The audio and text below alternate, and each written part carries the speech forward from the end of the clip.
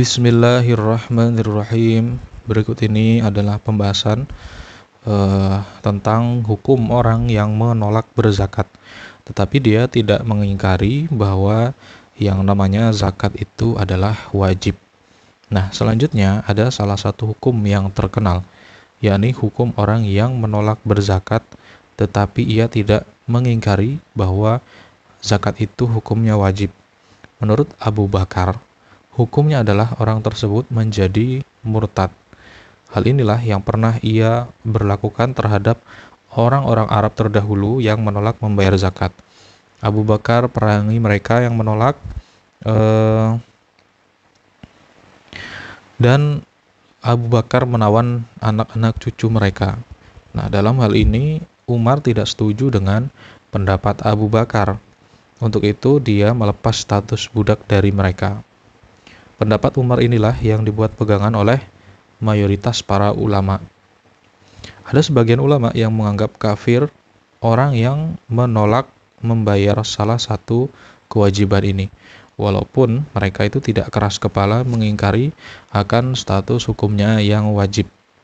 Nah, perbedaan tersebut itu bertolak dari pertanyaan, apakah sebutan iman yang menjadi kebalikan kafir itu hanya cukup dengan meyakini saja tanpa mengamalkan, atau disyaratkan harus disertai dengan pengamalan? Tidak cukup hanya pengakuan iman, tetapi juga harus disertai pengamalan.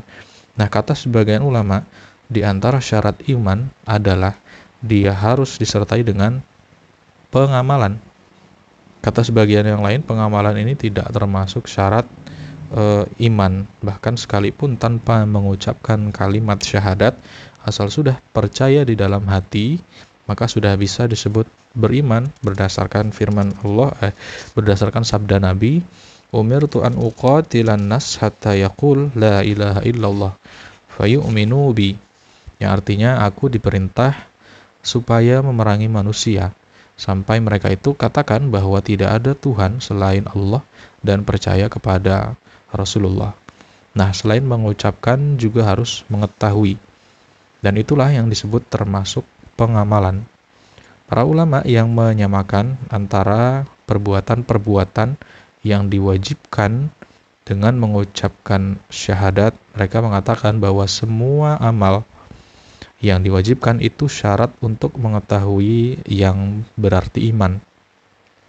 Dan para ulama yang menyamakan antara mengucapkan syahadat dengan amal-amal yang menurut kesepakatan mayoritas ulama merupakan syarat mengetahui yang berarti iman, mereka katakan bahwa hanya mempercayai saja adalah syarat dari iman. Inilah yang membuat status hukum orang tersebut di mata Allah adalah hukum orang yang beriman. Nah, kedua pendapat tersebut sama-sama syad, mengecualikan ucapan dua kalimat syahadat dari amal-amal yang lain adalah yang disepakati oleh mayoritas ulama. Wallahu a'lam bishawab.